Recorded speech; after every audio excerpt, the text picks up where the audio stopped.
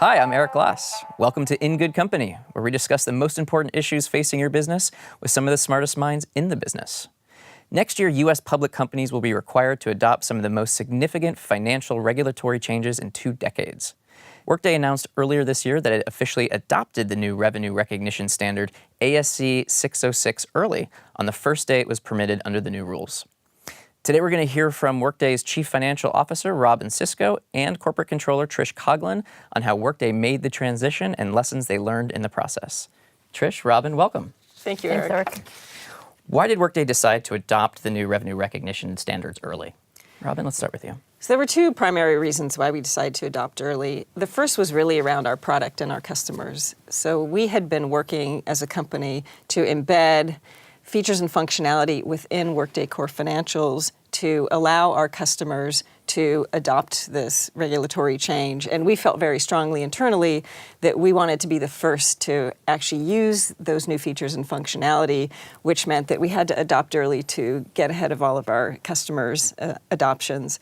So that was the primary reason. And now we're in a great position to actually be able to help our financials customers adopt and really work with them to let them know, right, how to best use the system to adopt the standard, and lessons that we learned as we went through the process. The other one was that we were seeing a lot of curiosity from our investor community about how ASC 606 was going to impact Workday financially, both historically as well as going forward. And really the only way to know exactly what the impact is to go through the full adoption process. So we decided that that would be a great benefit as well, to be able to articulate to our investor community what that impact to us is and how it may change our financials going forward.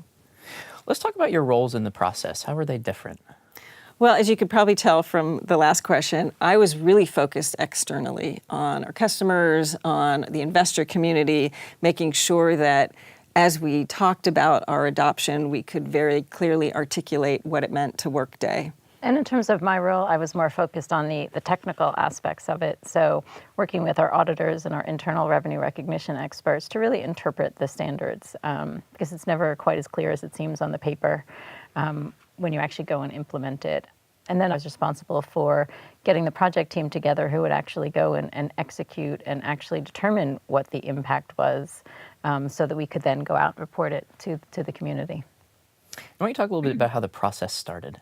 The first step really was trying to figure out how were we going to adopt this. The standard allows for a couple of different options, and so the amount of the work and the scope of the work that you need to do is dependent on the method that you chose. So we actually chose to do the full retrospective method, which required us to go back and restate our financials historically, which was a significant amount of work, but really alleviated the need to do extra work post-adoption. And I think, one meaningful aspect of that was the information that we would give out to the analyst community, right? We would give much more transparency so that they could see trends and they could really understand our numbers instead of seeing what the impact would be later on. So I guess after, having chosen what the method was and that we were going to adopt, the next step was really trying to figure out how we were going to do the work, right? And so this really required some thoughtful process about, what the areas that would be impacted as a result of the adoption, so that we could think about how we would have to go and identify the contracts that related to those areas. And so I think for us, it was doing a lot of thoughtful work upfront so that we could minimize the amount of actual execution. Let's talk about some of the major milestones in making the transition. Robynne, let's start with you. So Trish talked about the adoption methodology, and that decision was certainly a big milestone for us and really drove a lot of our project efforts going forward.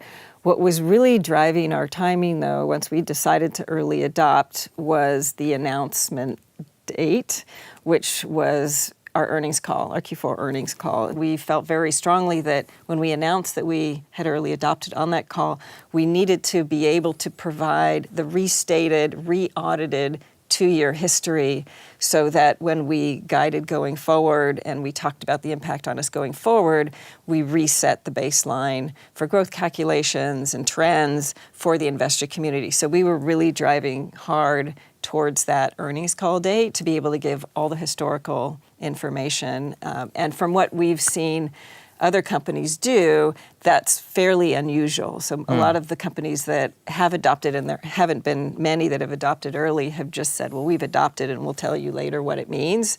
So we were really driving towards giving full visibility as soon as we could. And so how did technology play a role in that process? So technology can play a role in a couple of different ways. One is just primary, how are you going to get the information to actually do the analysis?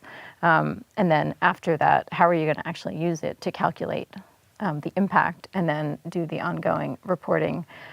We were pretty lucky in this regard in terms of our functionality within our system made this a fairly easy process. We didn't need to go out and leverage any other software to get it done. In terms of the information was there, and Workday enabled us, once we actually did the analysis and came up with the calculations, to automatically then report out the financial statements. Yeah, I think this was actually an area of where we had a huge benefit over a lot of public companies that are going to have to go through this process. And as I've spoken to a lot of other CFOs in public technology companies, a lot of them are facing very large and expensive IT projects to customize their existing systems to be able to handle the accounting for 606 going forward, where we didn't have to face that. What were the major challenges? Any surprises? One of the biggest surprises, right, was trying to interpret literature and how it actually impacted our contracts, sort of like the real life application of what that theory was going to be. I think one of the challenges for us is that going into it, we knew that we probably wouldn't have a significant impact on revenue as a result of the adoption of the standard.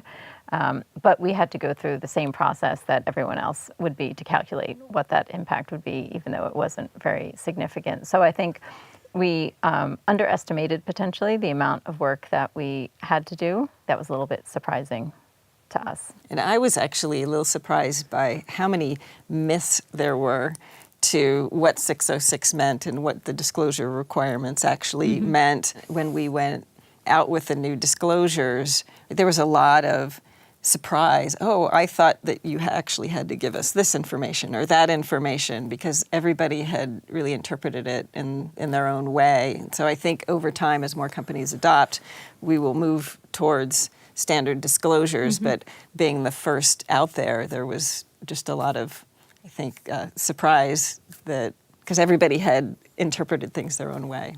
Because we have this under our belt, as you spend time in the industry with peers, with customers, are you having an opportunity to kind of share about those myths? Are you getting questions about that?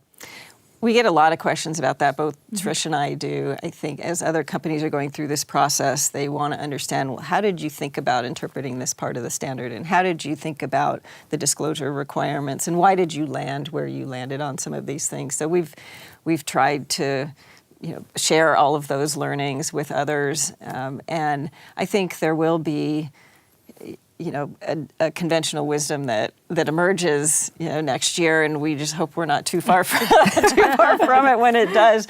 And that was obviously one of the challenges of being first. But there is a lot of curiosity that we're getting from the external community and other companies as to, well, how did you do it as fast as you did it? What were your lessons learned? What were your challenges?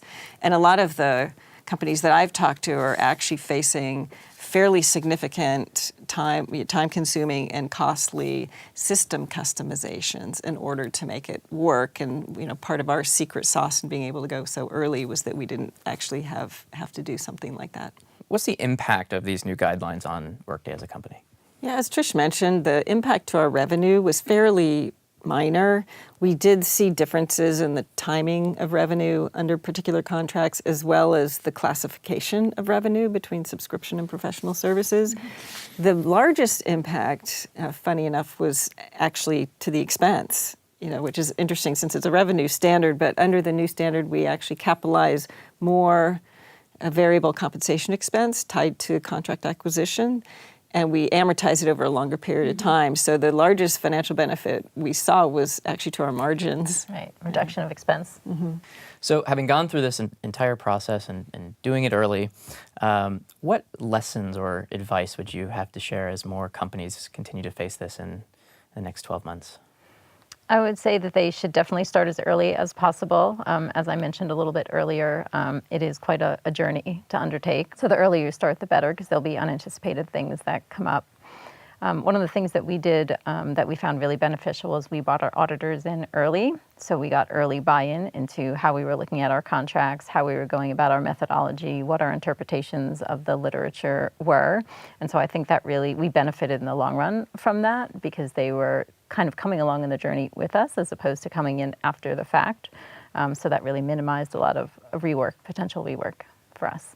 From an external perspective, I would say make sure that you communicate really well externally. One of the interesting things about the standard is that companies are going to interpret it in different ways. There's a lot of high judgment areas, and so take the time to really explain to the investor community and to the outside world what exactly you did and how it impacted your financials, because there are a lot of thoughts out there about how it should impact, which are not necessarily going to be factually accurate for any particular company. So, just over-communicate.